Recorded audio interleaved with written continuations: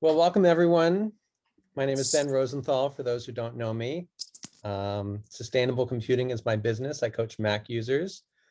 This is my second round of Teach Technology Education Among Confident Humans. Because, it seems to me that it should be a collaborative experience learning from each other.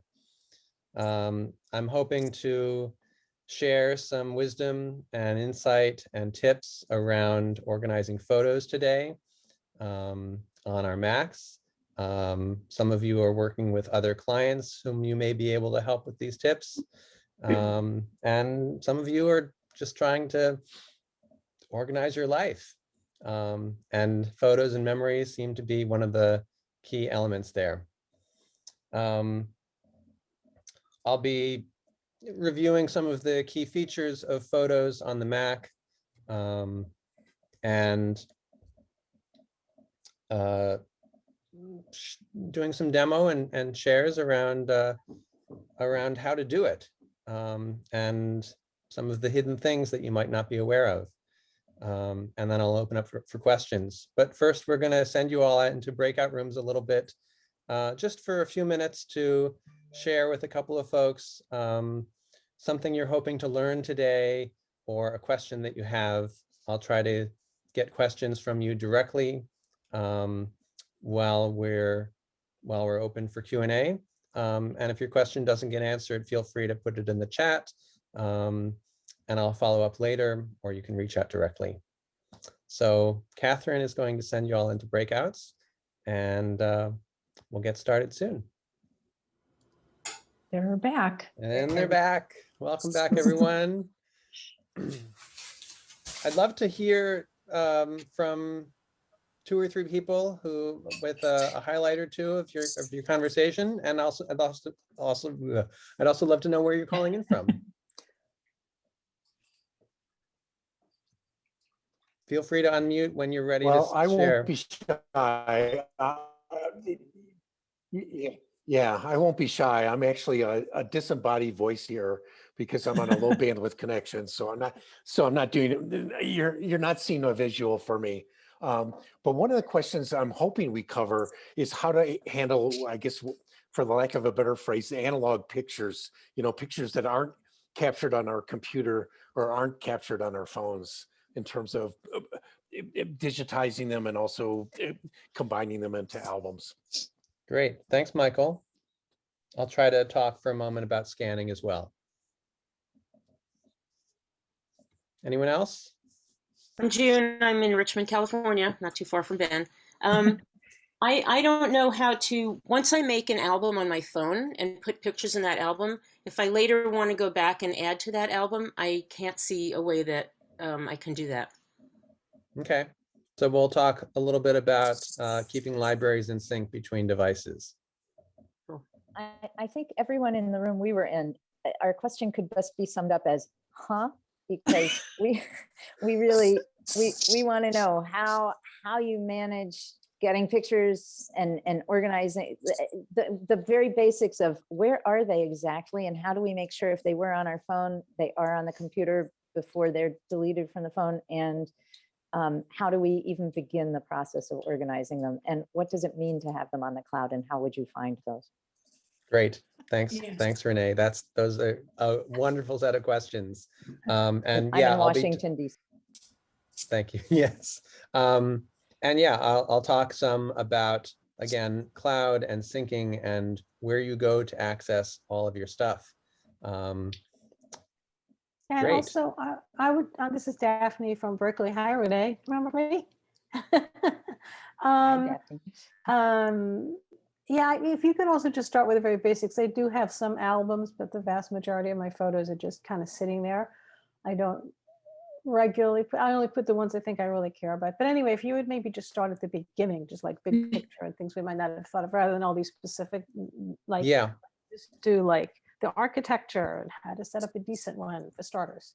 Great, thanks, Daphne. That's a great place to start, and that's where I'm going to start. Okay. I'm going to share my photos window. Recognize this might look slightly different than what some people are seeing just from the sense of basic interface. But it's more or less the same from one version of macOS to the next. This is photos. I'm at the bottom of my library, so I can see how many photos and videos I have. Ben, can you say which system you are? Are you on Big Sur? I'm on macOS Big Sur. Okay, thank you. Yeah. So the window is a little bit more curved and the glyphs are a little bit less detailed. Working well for me so far. So thanks, Daphne. The basics. On the sidebar, there are these 8 primary sections of the photo library. Library is all of the photos of the entire library. Memories are specific, we'll call them albums, that the Photos app on its own has created based on the photos in my library that it deems related to each other. One of the really amazing things that I like about Photos is that it does a lot of processing of my library on my computer. This information is not farmed out to another server. No other company, even Apple, has the ability to read the photos in my library, or needs to, because my computer is doing a lot of processing to, for example, identify the people in my library, or, you know, map out the places where my photos have been taken. All that processing is done locally. I have some favorites. I haven't made a lot of favorites, but look, there's 2. Recents is literally photos in order of when they were taken. I'm not really sure how this is much different from my library, but you can see I don't spend much time in recents. Imports is capturing the order of photos that were manually imported to my library. So apart from any iCloud syncing that may have been done, if I plugged a camera into my computer or an iPhone into my computer, or otherwise just manually dragged one or more items into the Photos library to import them, this is where they show up in that order, showing when they were imported. And recently deleted is items that I have deleted. This is the trash. Items stay here for about 30 days, as it says, up to 40 days before getting automatically deleted, unless I choose to delete them all. Goodbye. And now recently deleted is gone because it's empty.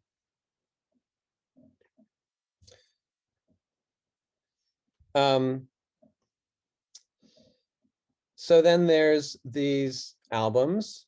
People like to organize their photos in albums, and the beauty of the digital photo database is that you can have a one-to-many relationship between photos and albums.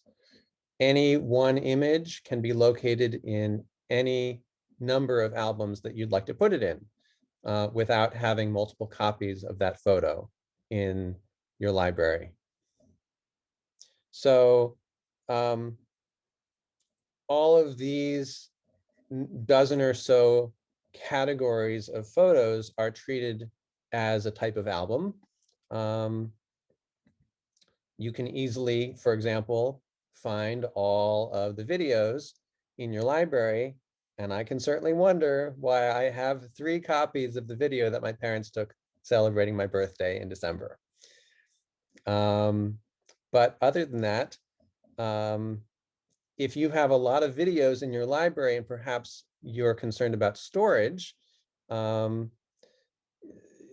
you could come and find out how much space are taken up just by your videos, and that might help you conserve your storage usage. So we'll talk a little bit about that in a little while.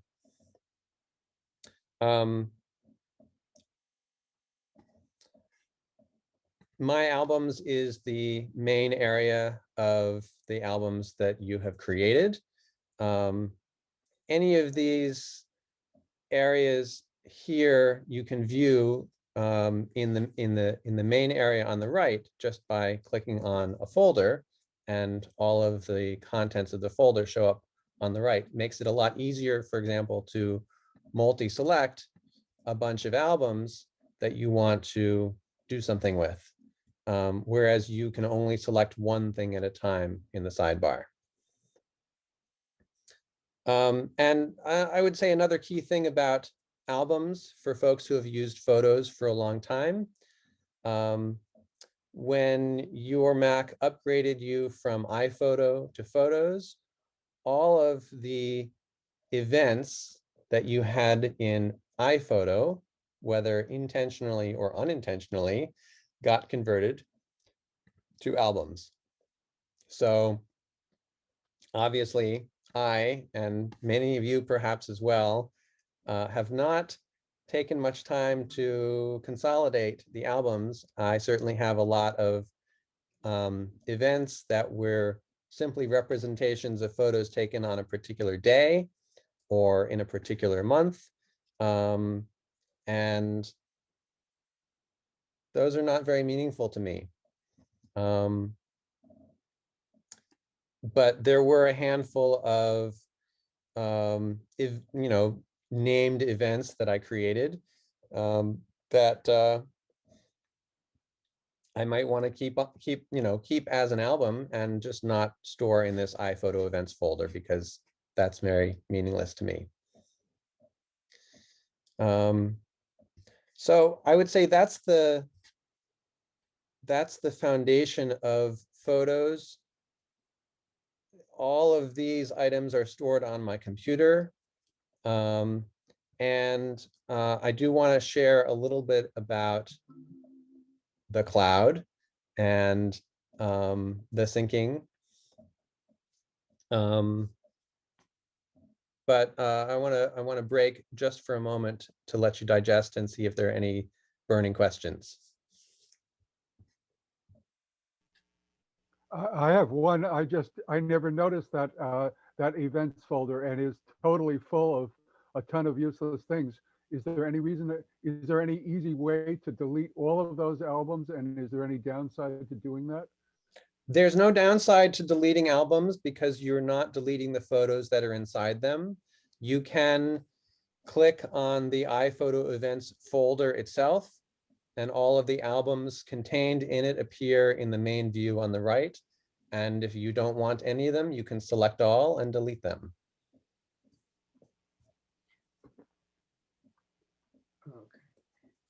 Ben? Yes. In our little group, they mentioned shared folders or shared albums. Yes. Will you be discussing that? I don't seem to have that, at least maybe because I haven't used it, on Mojave, which is what I'm running. Did they have it then? And yes, if yes, so, you have access okay, to shared albums, and I will talk a little bit about sharing photos Okay. a little bit later. All right, thank you. Yeah, And Ben, you said we could delete the album and it will not delete the contents? correct. That's kind of weird. Usually if you delete a folder, it deletes everything in it. So this is. That is true when you're in the Finder and you're working with individual copies of items in folders. But when you're in Photos, all of the photos remain in your library until you delete them from there or from any subset of your library. But these containers that we call albums are simply database references that collect the references to the photos that are physically elsewhere. Okay. So if I wanted delete, I think I'm getting echo, so I can't do this. I chatted the question. Okay, Catherine. Well, you can come back to that. Again, if you're still on your phone, disconnect your phone from audio. Turning the volume all the way down may not be the trick. Ben, so am I correct in seeing that all you do to create a new album is click that little plus sign next to where it says albums? You absolutely can. You can create a new album, a new smart album, which I'll talk about in a little while, and a new folder if you want to create a hierarchy of albums. Folders can't directly contain pictures, but they can contain albums. And you can have, I don't know what the limit is to the number of folders that you can have in a hierarchy. And if I can ask a follow-up question, so, and if I am not running Big Sur, will I have, is that how I correct, even if I've You got can a you can still earlier do that system? for many Okay. versions of photos, From the same probably place? from all of them. Okay. Yes. So on back still in the iPhotos events, I brought in huge numbers of photos from iPhoto, and I have 2,000 albums in that iPhotos events folder. Some of them, almost all of them, have names like roll 18 and a date or a location, but some of them have actually names. So if I delete them all, I'll be deleting some folders from some other places, right? So that's not a good idea.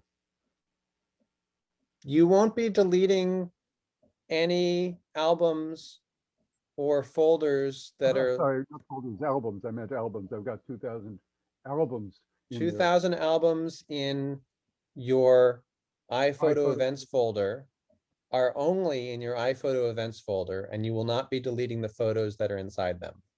No, but the album, those albums, some of those, a small number of those albums live somewhere else. So I can't delete every album inside there. And they're not alphabetically listed on the left side. So Felix, we may have to explore this in more depth or when you share your screen later, because to my knowledge, an album only lives one place at a time. fascinating. All right, so let's talk about creating albums. I think that's the trajectory that we're heading toward here. So there are like 4 different ways to approach this. You don't have to take all 4, but you know, different people have different approaches that work for them. So as Renee alluded to, yeah, I can make a new album, and here it is. It's got nothing in it. It's an empty album, and I can then, you know, go into my library or go into any other album and select some things and put them in. So Could you demonstrate how that? I'm what going to that looks like? demonstrate this right Okay. now, but I want to say I'm doing this on the Mac in particular because there's a lot more flexibility with selecting multiple items. You can do many of the same things on an iPhone or iPad, but multi-select is a lot more tedious on those platforms. So I can, just like any number of places where I can select multiple items in a list or group, I can select an item and I can hold Shift and I can select another item several items away, and everything in between gets selected as well. And if I want to add on something that is non-contiguous, I can hold Command and I can select a few other items to put in this album. And, you know, ultimately, when I'm ready, I can drag the items into the album. And there they are. Now, you might come across, you might do this process if you knew that the albums that you were creating, you had an idea in your mind of the structure or purpose of a series of albums that you might be creating, such as for your travel to a bunch of destinations at some point. If you were in your library and you discovered a bunch of images that you knew were related and that you wanted together in an album, like these images of the flag artwork that my mom created for me with a bunch of friends for my birthday this year. I could put these in an album. And when you, let me go back for a second. When you have nothing selected and you create a new album, the new album is empty. Or you might have a command that says create new empty album. When you select a bunch of things, the command becomes new album with selection. Or if your command just says new album, then it's going to be an album containing those items.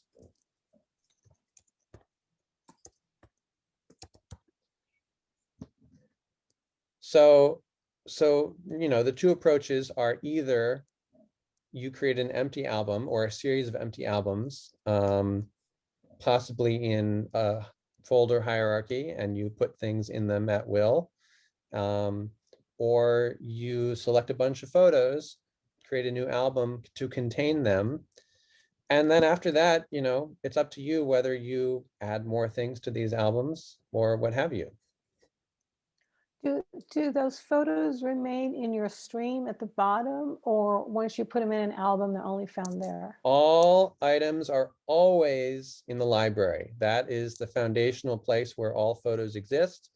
Albums are additional places where those photos can be referenced. And again, any photo can be in any number of albums at the same time. Does that make sense? Yeah, and is it taking up like extra memory if you Nope, have it in 3 different places? you have No, you're just one saying it's just copy of every photo in your library. Okay. And the database references those photos in order to display them in any number of albums or other places where you might want to see them. Okay. Ben, Yes. you just said you have one copy and that's it. Is there a way to go through and remove duplicate copies? I take a picture and then somebody sends me a picture and it turns out it's the identical picture, but I've already added it to my photos. Now I have multiples and I'm sure I have tons of them. Mm-hmm. How do I? The Photos app does not have any built-in deduping functionality. There are a number of third-party applications. I usually recommend Power Photos, a utility from Fat Cat Software, I believe, to resolve duplicates, to merge libraries, to do a lot of powerful photo management tasks. That's something that I can work with you if you're not able to figure it out on your own. All right, so we've got albums.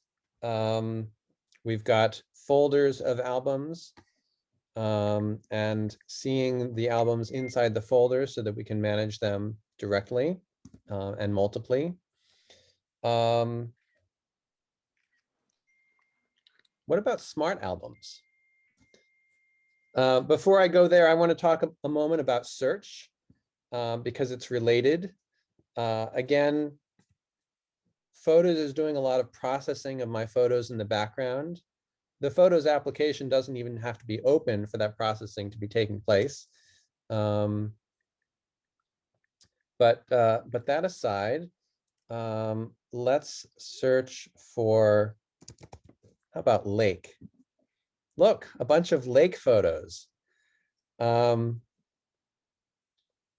Obviously, one has lake in the name of the photo, but most of these are photos of lakes that I have taken over the years.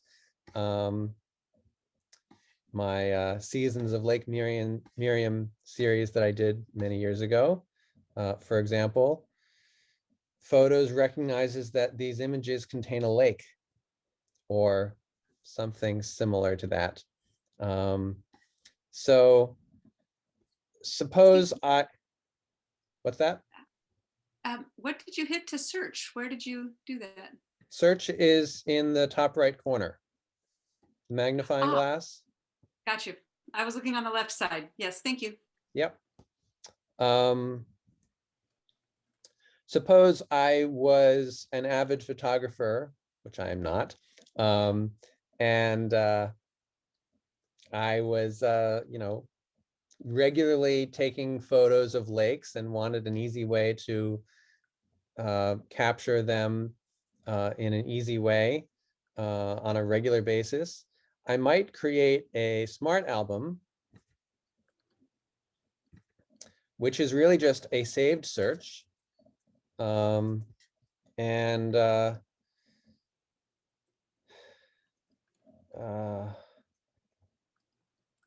This might not go the direction I was hoping for, because I don't know if I can make a smart album of a search.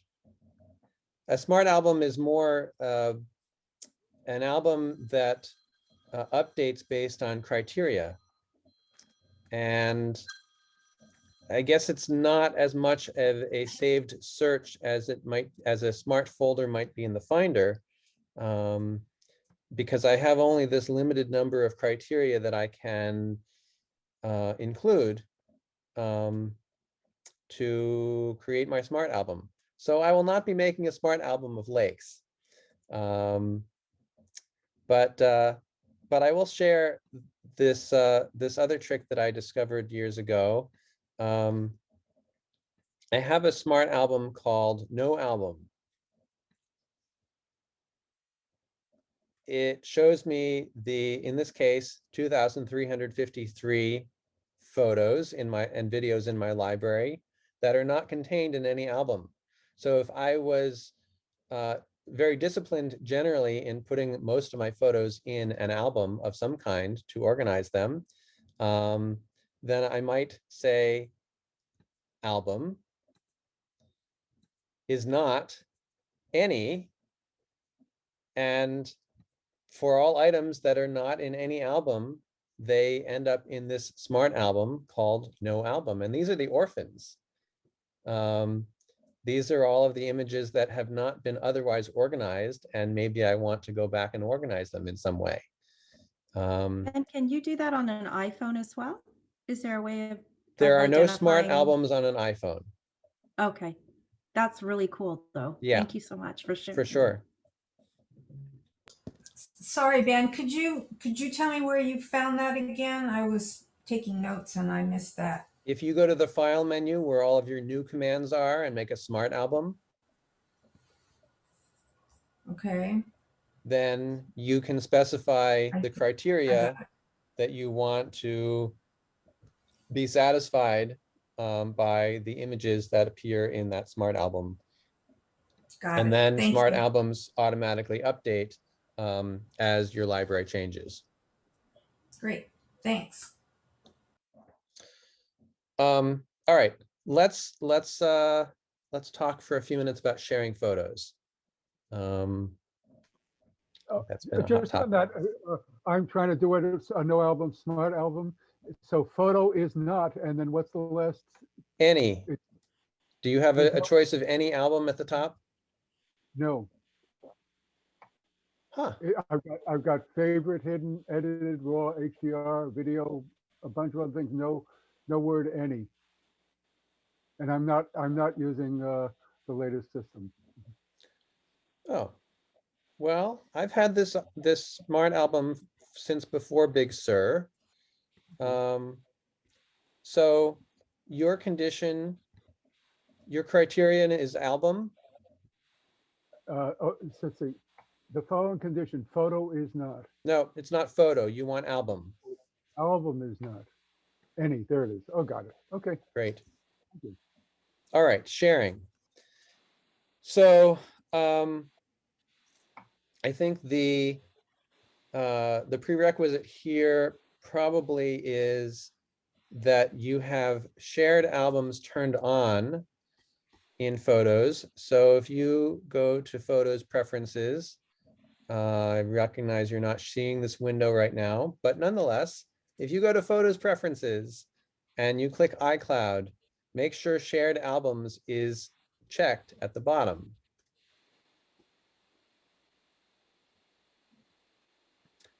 And then hopefully you have the Shared Albums section under Albums on the sidebar, or at the very least, it will get created as soon as you create your first shared album. Excuse me, Ben, do all older systems have that? I'm not seeing that on the shared album thing. You're Nor in am I. Photos, Preferences, iCloud? Photos, Preferences, iCloud. Okay, that was my mistake. Oh, okay, yes, I got it. Great. Thank you. So let's see, let me grab some, well, I've got these great images here, so I'll just stick with them for now. And I'm going to click the share button on the toolbar and share these 10 photos to shared albums. And then I get this popover, and I don't have to add a comment. Obviously, it's optional. But where would that comment show up if you put it? I'm not sure. Because shared albums contain activity, people commenting on an album might show up in that activity. It's nothing that I've ever interacted with. So it's a worthy experiment, Renee. First step I'm going to do is create a shared album, because the images that I am wanting to share now are not related to any shared album that I've created before.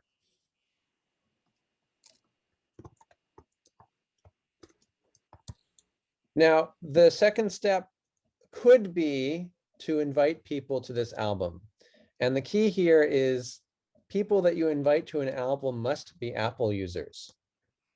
They must use photos on an Apple device in order to be directly invited to the album, in which case the album would appear in their library under shared albums and all of the activity related to that.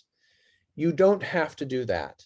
And a lot of people get confused with this because they don't realize that it's possible to share photos through the Photos app with people who are not Apple users. And I find this really key. So I'm not going to invite anyone to this album. I'm just going to create it. And so now I have this birthday flags album with 10 photos in it. Now I've gone to the shared album, and I'm going to click the people button on the toolbar. And I see I'm the owner of the album. I, again, have the opportunity to invite others if I wish. But I am really focused on sharing this album with others generally, and I'm going to check public website. Now, this does not mean that this album is visible to anyone, to be discovered by anyone online, but it is an album that others can view as long as they have this link. So all I have to do is copy the link and share it with anyone I like, such as you. And then you can view this link in your browser, and you can get access to the images that I've shared. Now, being a member of an album means it gives you the additional privileges of, for example, being able to add your own photos to the album, and have that more balanced experience with me. when you're viewing this album on a website, all you have access to do is view and download the pictures for your own purposes.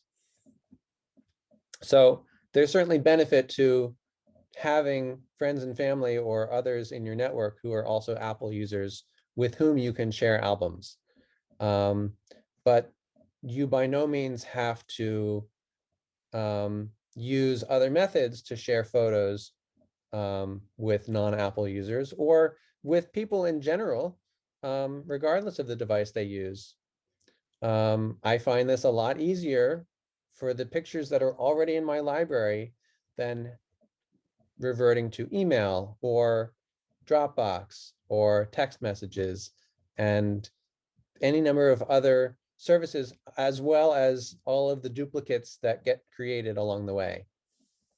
The pictures in my library, they might as well stay there. That's my perspective.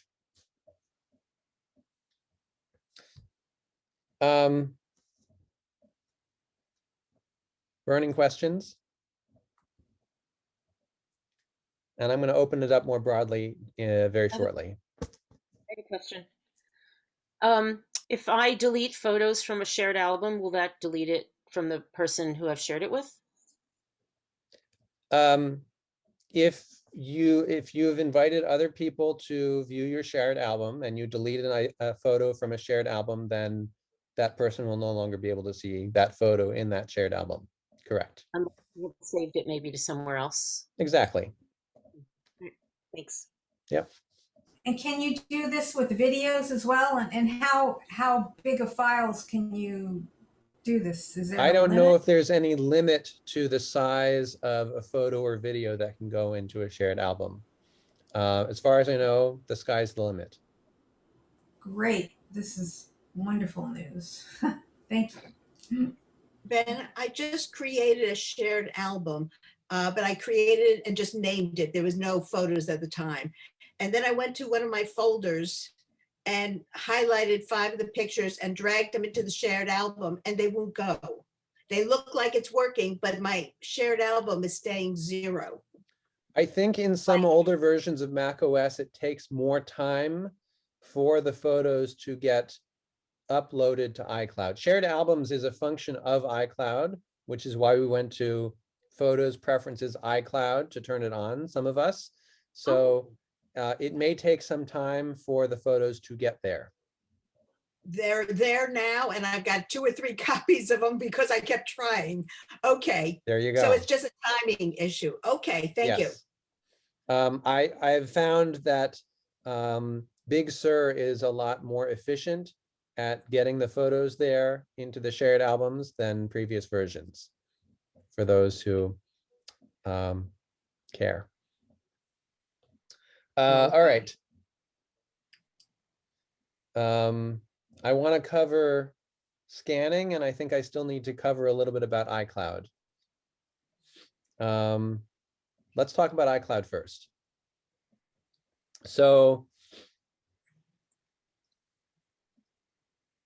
we've talked about the photos living in your library on your Mac, and there are essentially 2 approaches these days to syncing photos between iPhone and Mac, for example. If you take a bunch of photos on your iPhone and you plug your iPhone into your Mac, you import the pictures to your library, and you have at that moment the opportunity to have the photos deleted from your iPhone after import, saving space on your phone, then you have the pictures on your Mac, and there they are. It's a somewhat manual process, depending on your preferences for how you manage your photos, but it works. And you have the ability, using iTunes or the Finder, depending on your version of macOS, to sync various groups of photos back to your iPhone if you're wanting them to be there for the purposes of sharing with others or viewing on your own. again, it's functional and it's how people did it for a long time, before Photos and iCloud Photos came along.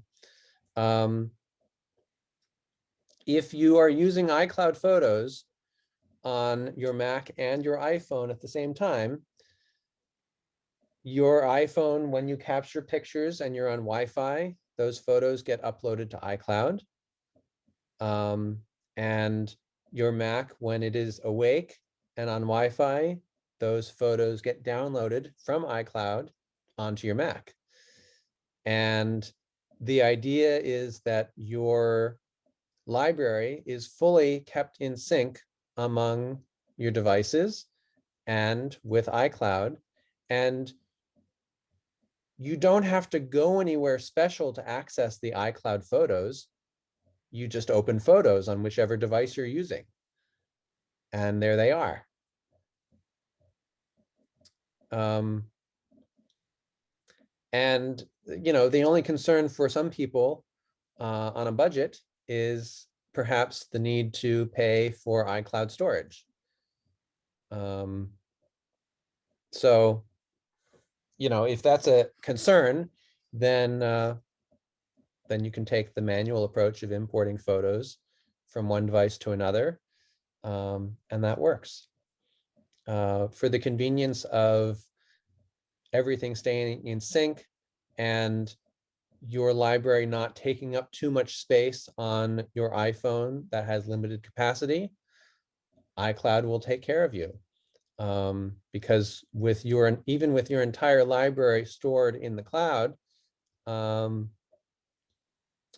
it is also smart enough to provide smaller versions to your iPhone that are better suited to that screen,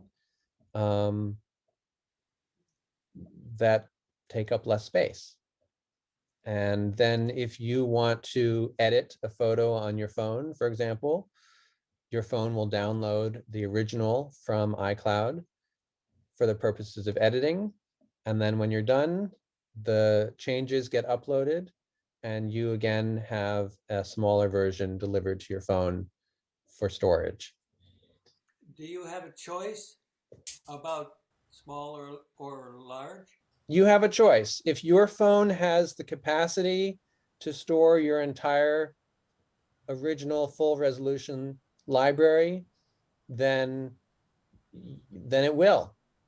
And you can choose to have the full resolution original stored there instead. And I recognize that a lot of folks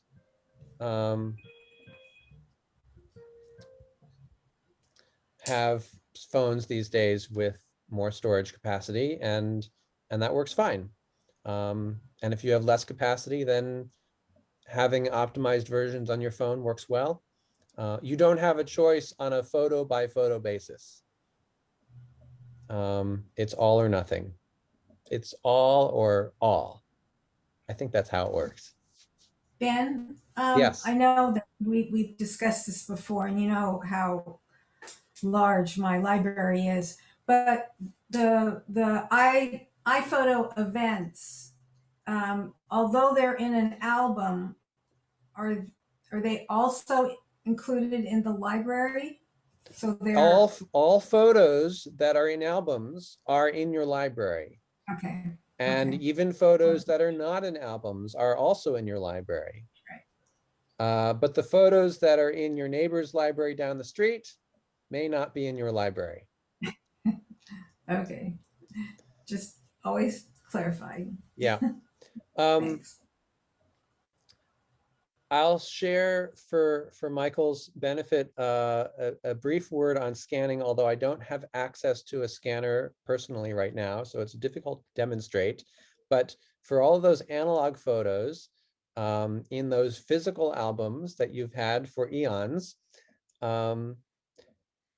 you can scan them with, well, it's true, I don't have a flatbed scanner, but hey, I do have an iPhone, and I can just as well scan the pictures by taking photos of them.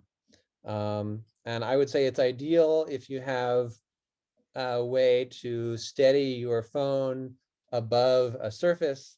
I backed a Kickstarter like this a number of years ago and it didn't succeed. Certainly you can capture images of your analog photos in some fashion and import them into your library, or if you're doing it on your phone and you're connected to iCloud, then perhaps they're already in your library. And then you can organize them along with everything else. Ben, I seem to recall on the tips that you get, from your phone, that there is a way of scanning something with your phone other than just taking a picture of it. And So, maybe if yeah, I certainly have talked about also scanning documents and creating PDF versions of your documents. I wouldn't create a PDF of a photo though. I see, so it's only text. I would primarily focus on using the camera app to take photos of photos that I wanted to capture into my library. Got it. Yeah. Otherwise, if you just have a cheap 4-in-1 printer, you just put it on the flatbed and Yep, and you can use image capture on your Mac to scan those images. And if you have a flatbed, of a standard size, then you can maybe scan 3 or 4 or 5 pictures at the same time and have them get captured as separate images. oh, cool. Yeah. Would you excuse me, would you recommend image capture versus the software that came with the printer? I have. Generally, yes. I have found various softwares that come with printers to be any manner of confusing and difficult to use. And I find that the standard settings that are provided in image capture are pretty universal and functional with all of the devices, except for the oldest ones that are no longer supported by your computer. And then there's ViewScan, which is a third-party tool that can work with older scanners. Okay, thank you. Yes. I have no other core content that I'm excited to share, but I'm happy for anyone to ask questions, and maybe I'll have answers. I have a question, Ben. So I'm not sure I totally understood about taking photos off of my phone to save space. Is it advisable to delete once the photos are imported into my laptop? Is it advisable to delete photos from my phone? But then you said something about I can access them again through iCloud. So could you elaborate a little bit? June, are you using iCloud Photos on both your Mac and your iPhone? I don't know. You want to How do I check? know? Okay, yeah. So phone, settings. Tap your name. Okay. Go to Tap my name. iCloud. Right. Go to Photos. Go to Photos, yep. What does it say? It says iCloud Photos is on. Okay, great. That's the answer there. Okay. On your Mac, Yeah. go to Photos Preferences. Hang on, let me get there. I'm on full screen here.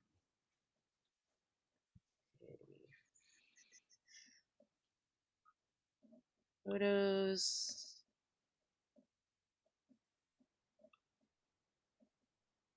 References, okay. iCloud. That's checked. iCloud Photos. Download Okay. original to this Mac is not checked. What's not checked? Download originals to this Mac is not checked. You're set to optimize? Yes. Okay, that may be because you have limited storage space on your computer for your entire library. Okay. Aside from that, you're set up for iCloud Photos on both of your devices. So no, you do not want to delete photos from your iPhone to save space. Hopefully photos are not actually taking up that much space on your phone, because they're probably optimized so that they don't take up too much space. Great. Yeah. How do you check if they're optimized on your phone? Settings, tap your name, go to iCloud, go to Photos, just where you were just now, June, and then see whether you're set for originals or optimize within Photos there. Can you explain what exactly optimize means? It means that because, you know, if your phone or other device doesn't have the storage capacity for the originals, when you're working with iCloud Photos, iCloud will download to your computer a smaller version of the photo that is suited for the screen size and capability of the device. And that is the version that is shown in your library generally, until such time as you want to either edit the photo or share the photo outside the Photos application. Then for the duration of the editing or sharing experience, the original gets downloaded to you. And then when you're done with that experience, if you made any changes, then the changes get uploaded to iCloud and you get another optimized version of the edited photo. Okay, thank you. So if somebody wants to ask me for a high-res version of the photo I just sent them, which was presumably optimized, because I sent it by email or something, then I have to go in and uncheck the optimize. No. You don't have to make any changes to your settings. It's automatic. When you share something that that you have as optimized, the original gets downloaded so that you can share the original, and then gets replaced again with an optimized version because you no longer need the original. Well, now we're coming to it from a different angle. If I share if I want to send a picture to somebody, they automatically get the full version? Yes. Unless, okay. But you can often choose when you send. The ability to choose how big the photo is that gets sent inside mail is completely separate from Photos. Yeah. Okay. That is a function of mail and your ability to indicate small, medium, large, or actual size. That's relative to whichever image you are attaching in mail. It is not relative to the either original or optimized version that Photos is managing. Yeah, so if they say to me, no, I can't open that, it's too big a file, I should send it, and when I'm sending it, I should choose a smaller file. Correct. Thank you. All right. And also add to that, if you are, it's odd that an attachment would arrive to an inbox and be deemed too big to open. But if you have the habit of sending large files via email on a Mac using Mail, Mail contains a function called Mail Drop, which enables you to have large attachments be automatically uploaded to iCloud and a download link provided to the recipient to open the large file, which may be too big for their inbox. Okay, but usually they will make it a suitable size to be sent. Sure. Okay, thank you. Sorry to take up so much time. Ben, a quick question back to June's question about iClouds. So my phone is set correctly for iClouds. My iMac, if I go all the way through Photos Preferences, iCloud, I get iCloud features for photos are only available in the System Photo Library. Right. So what does that do mean? you have more than one photos library on your Mac? I might. You might. Okay. Possibly inadvertently. Okay, it's possible that it's inadvertent. So can you take a look at, well, all right. So the library that you're looking at now, do you believe it's your primary library? I do. Okay. So if you're in Photos Preferences General, and you click Use as System Photo Library, then the library you're in becomes the library that can be used with iCloud. Okay. And Yeah. then you have access says to all the iCloud options. Okay. And it says switching will turn off iCloud photos, but I imagine that means for the other photo library. Yes. Okay. Where might that other library be living if you have one? That's something you or I or we could explore if you want to. You know, I don't know off the top of my head where you might have it. It could be in your pictures folder. It could be somewhere else. Is When there a I way get to that- merge the two? Sorry. Is there a way to merge the two if you have ended up with two photo libraries? Yes, and there are. That's something that we can look at together. Perhaps you have not done much with the other library, and it may be very easy to just step into the iPhoto or the Photos library bundle and grab all of the originals and import them into your primary library. If it's more complex than that, or if there are a lot of duplicates involved, then using a tool like Power Photos might be the more beneficial route.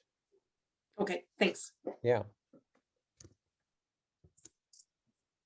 Who was the maker of Power Photos again? Off the top of my head, I think it is Fat Cat Software. Back what? Black Cap? Fat Cat Software. Fat Cat. Thank Here, you. I'm putting it in the chat.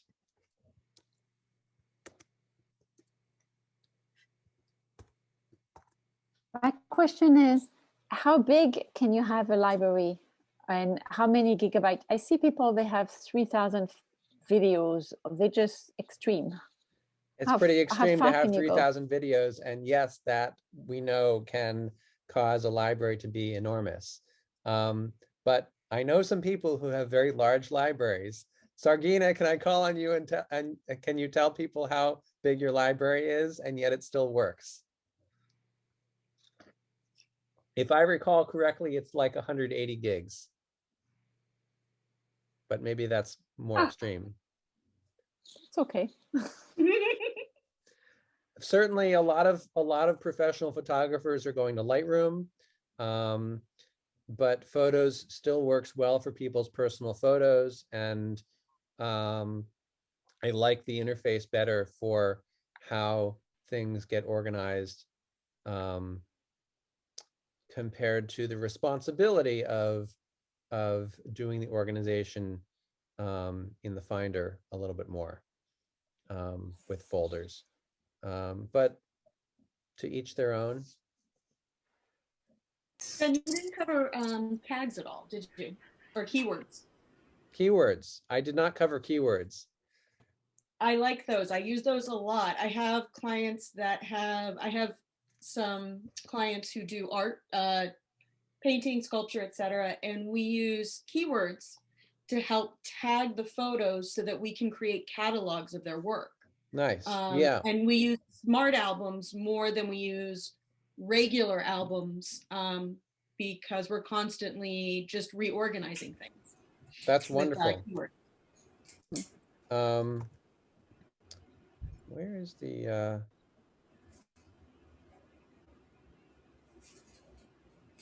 oh, Why is the keyword manager not accessible to me right now? Whoop, there it is. Sure. Keywords are great. You can find your keyword manager in the window menu. You can assign a keyboard shortcut to a character that you type, a letter or number that you press while one or more photos are selected in order to assign the keyword to the photos. And again, as Jesse just said, it's a way of finding the photos that may be strewn across other albums or elsewhere in the library, and retain a categorical relationship among them. And so it allows us to have a ceramics album or a raku ceramics album versus just ceramics, and have those albums without worrying about actually accidentally moving a folder out.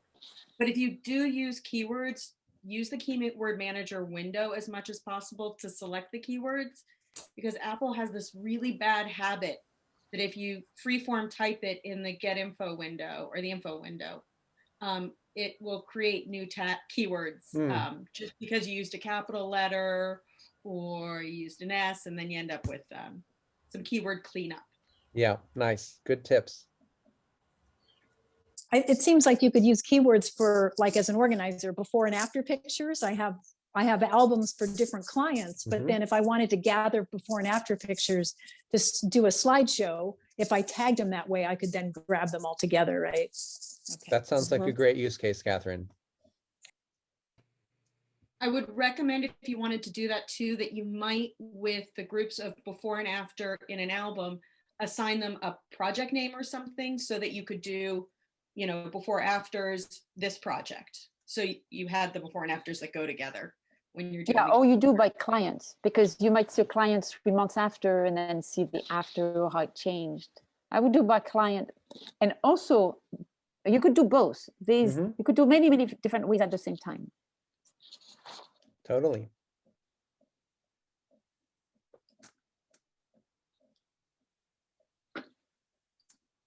Other questions about photos? And also, if anyone has other questions unrelated to photos, the floor is open. Ben, I have a question. This is Dorothy Madden, and I'm in Rochester, New York. I don't know if anybody else is in a snow area, but I put on my fleece for this Zooming session.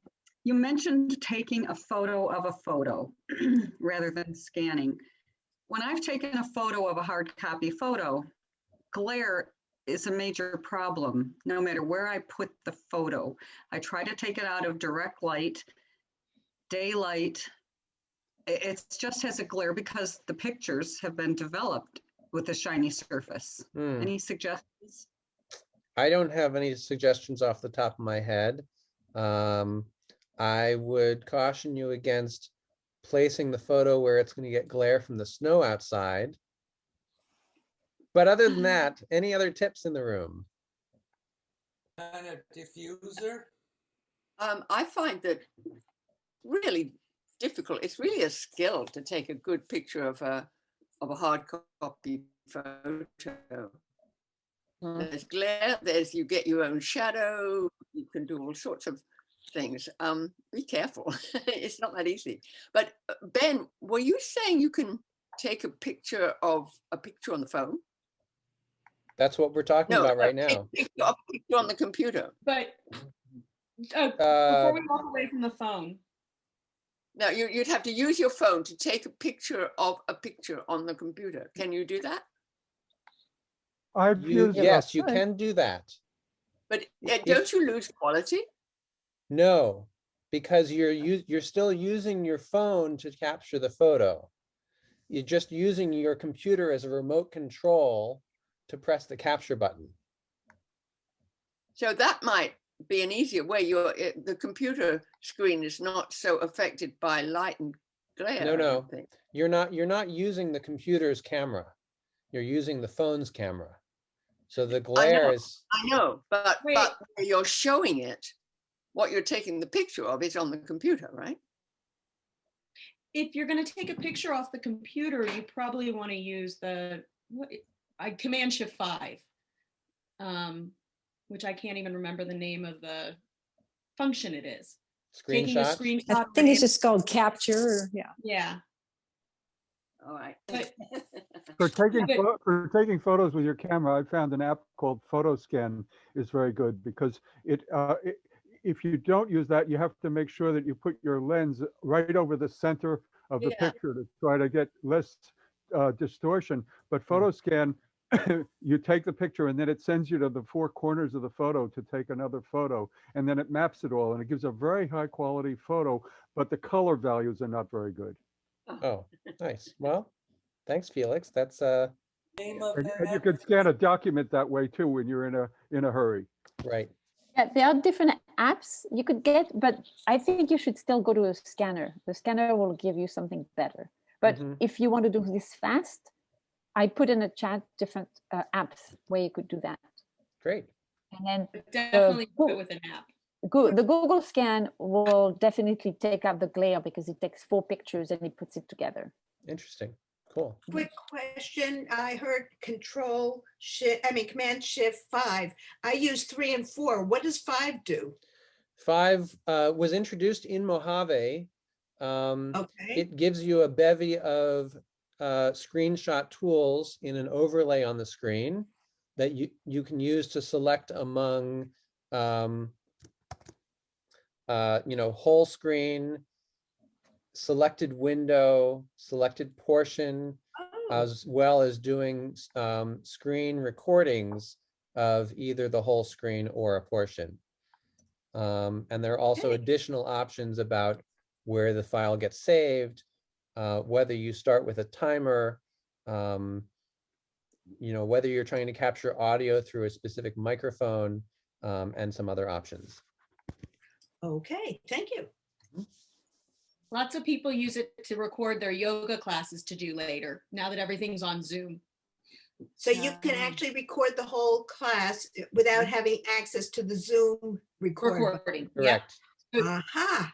Just make sure you maximize your screen first so you're not recording That's what I anything do. else. Okay, that's what I do. Oh, that's good to know. Thank you.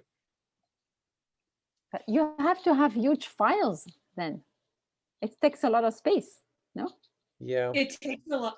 Ben and I were talking about that. And so if you're running out of space, then what you're going to do is open it in QuickTime and export it to a smaller file size to save it.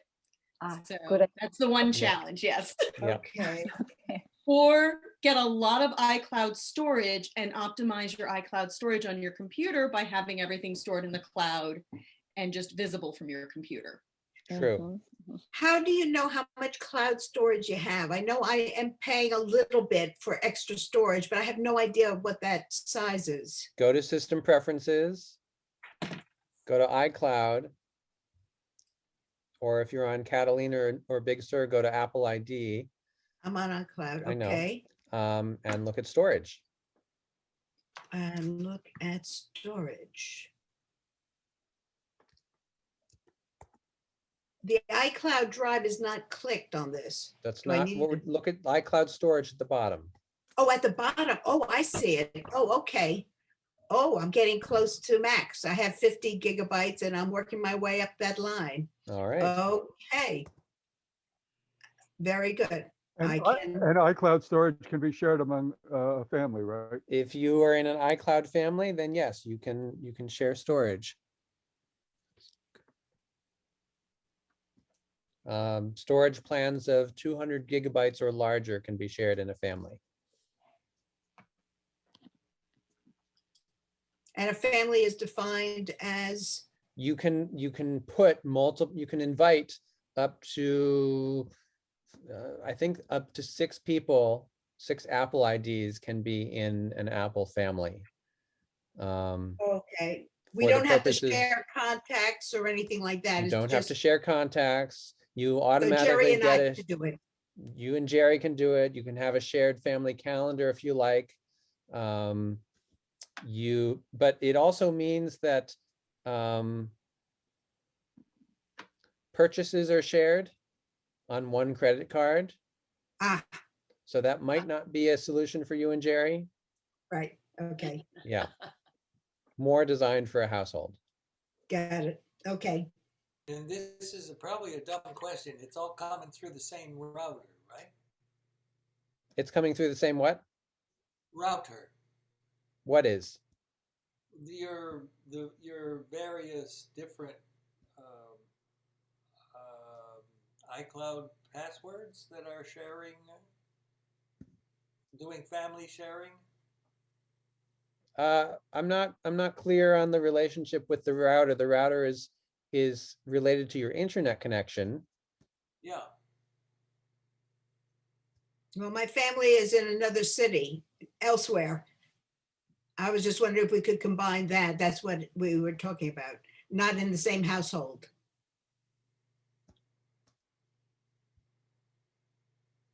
Does that make Okay. sense, John? Oh, yeah. No, I didn't. But everybody is coming into your home through the router. Yes. Not for iCloud. Virtually. I think they're two unrelated concepts. I mean, you utilize iCloud on your various devices through whichever internet connection you happen to be connected to at any moment, whether that's at home or out and about. The mix is happening by Apple in the cloud. Yes, Apple's servers are managing the relationship between Apple IDs in a family. Has nothing to do with the router that you have at home. All right. So Ben, in my storage, I have 363 gigabytes in my documents folder. And most of those, when I was looking at them, are either videos or they are panoramas that I've done that are like 500 megabytes. So I want to take those and put those into my Photos external drive to get them off my computer hard drive. Sorry, you just indicated that these images and videos are somewhere else on your computer outside your photo library? Yeah, they they somehow they're in my they're in my documents They're folder. in your documents folder, which is taking up space in iCloud. Okay, you can move them to your Photos library external drive and delete them from your documents folder. So I just drag and drop them. Drag and drop. Yeah. Okay.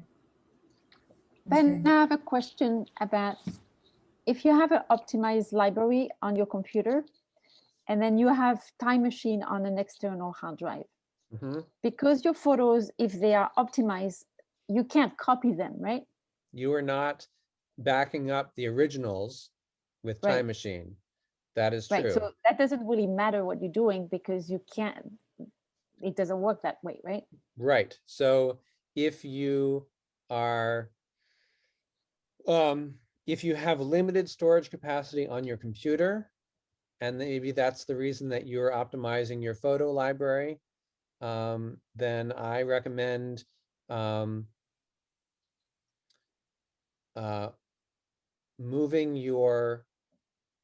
potentially moving your photo library to a different drive that has more capacity, that can hold your originals.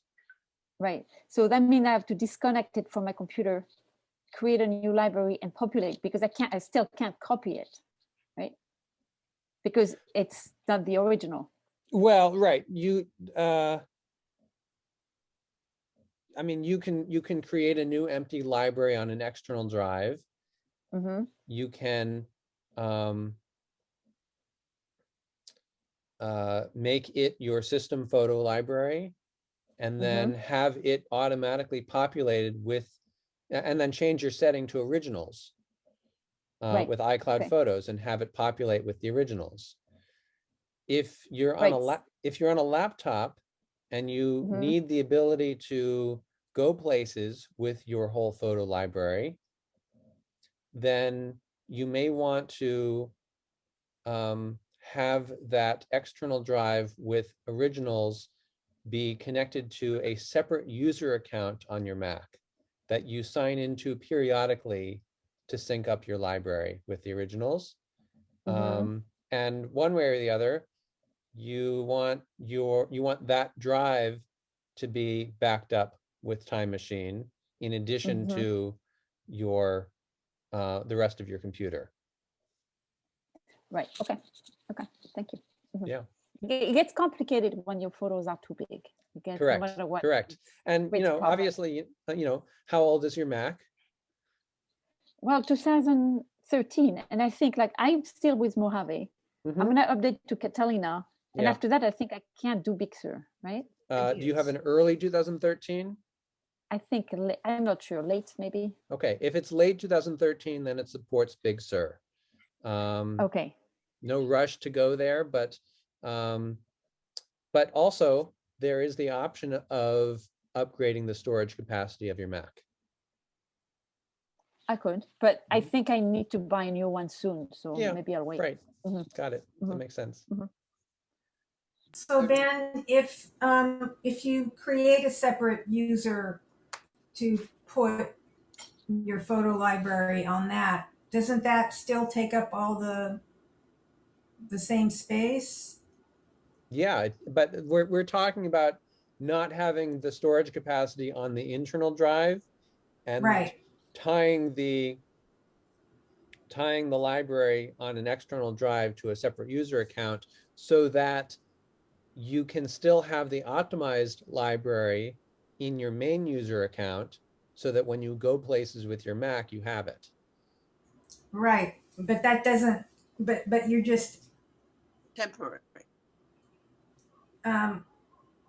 Where I'm going with this is it still taking up the same space? I mean, the whole reason why I got the separate hard drive for my photos was to get them off because they were taking up too much space. That if I makes sense. create a new user and then bring that back. No. No? I don't, Okay. your office computer doesn't go places. It pretty much stays there because you No, have sometimes I take my laptop with me. Okay, and when you take your laptop with you, do you want your photo library coming with it? Usually, because that's why I take it to show the photos. Got it. So that would be a reason to have an optimized library on your internal drive for your main user and an originals library on an external drive for a separate user. Both okay. users signed into your iCloud account, but syncing in different ways. Okay. Really okay. good. Yeah. Thanks.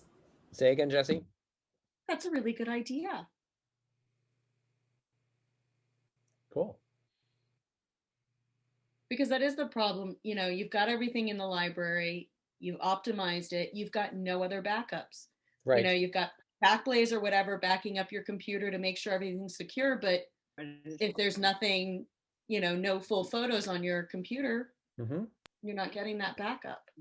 And you're relying on iCloud only. Exactly. So you can have 2 user ID with the same name, with the same. You can have 2 user accounts on your Mac, both signed into the same iCloud account. Just like you can have 2 Macs signed into the same iCloud account.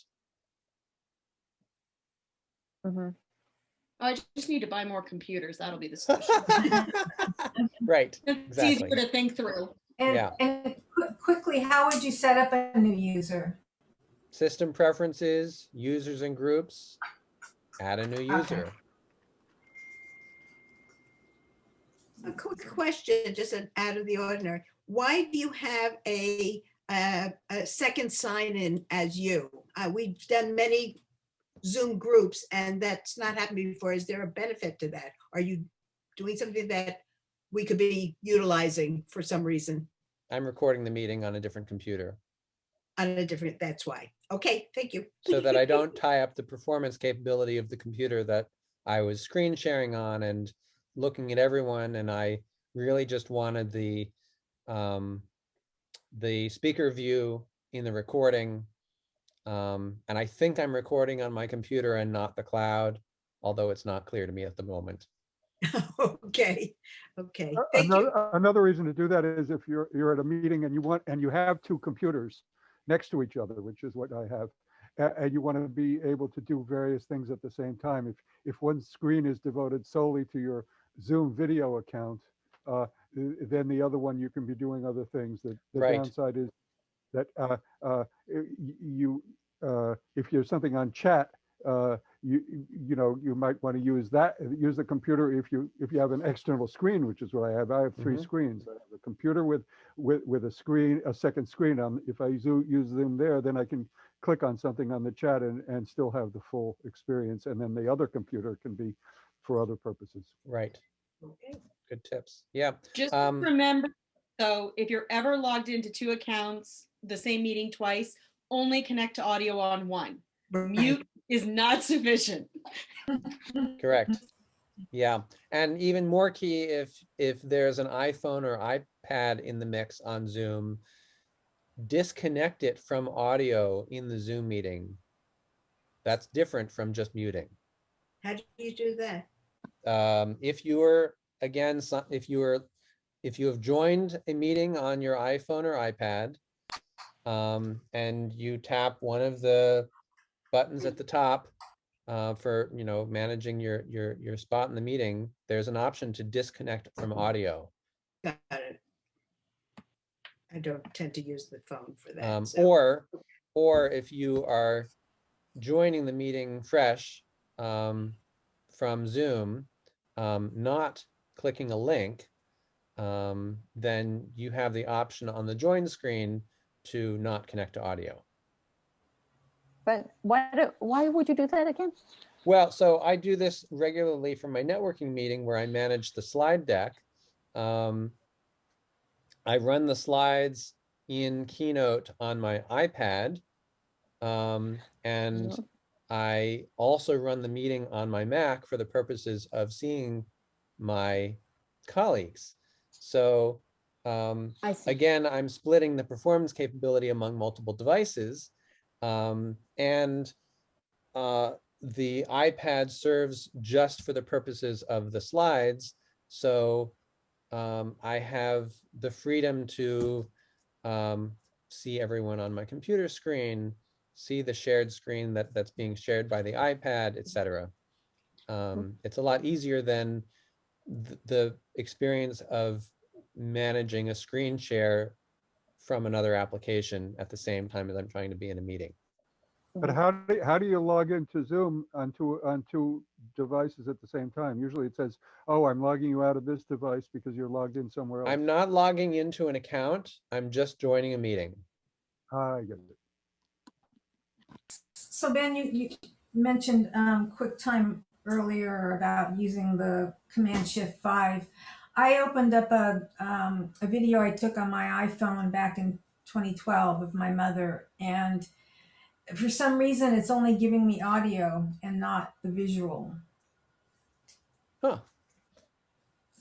I don't know. And I don't know if you need to update QuickTime or something. It's not it doesn't sound like a software issue. Okay. Unless for some reason, the one channel or the other is turned off. You might try opening that video in a different application like VLC Player to see if it plays differently. It's possible that it's a particular type of video that QuickTime doesn't want to work with. Okay, thank you. Yeah. It's noon. I'm happy to stick around for a few more minutes if folks want to keep asking questions. I do have a call at 12:30 Pacific.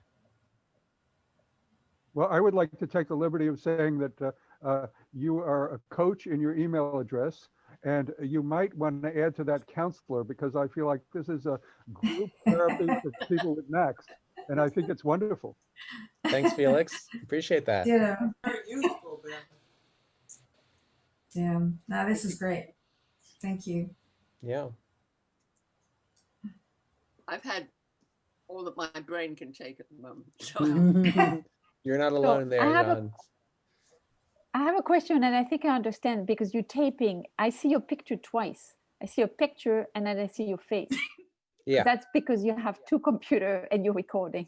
Right. Now I And understand. I couldn't yes, understand before. and you have the ability, if you tap view in the top right, you can show or hide non-video participants. Yes. Mm-hmm. So, I have the preference to hide them, and I'm not seeing well, at this point, 4 or 5 of you who are not on video. Mm-hmm. Right. Oh, I have a question. Basically, I'm still on Catalina, and I'm wondering, is there a downside to edging in to Big Sur by using by doing it on only one computer, on my more portable computer? Is there I don't think so. The databases of mail and photos are the same between those two versions, as far as I know. I certainly know people who have a Mac that supports Big Sur and one that doesn't. So, they're on 2 versions at the same time. And I know even professionals who have upgraded one computer, but not another because of software concerns. And their experience is also working just fine. So I think it's fine to experiment with one and not jump to both. Mm-hmm.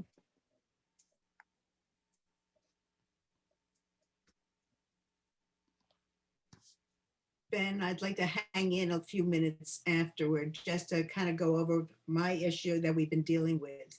I have a couple of quick questions. So Okay. I'll wait with that. Okay. Thank you. Okay. Something else, Isabel?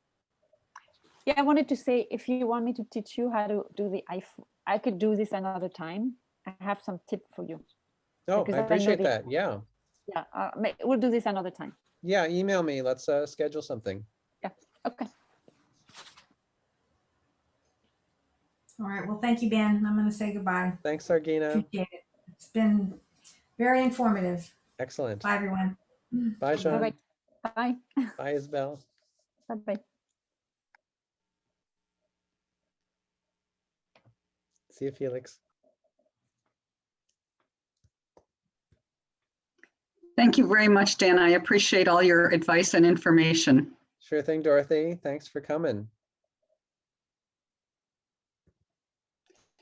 I need to thank Catherine for putting it out there to NAPO. Otherwise, I would not have known about it. Absolutely. I'm so grateful for her to do that as well. Thanks again. Yeah, take care.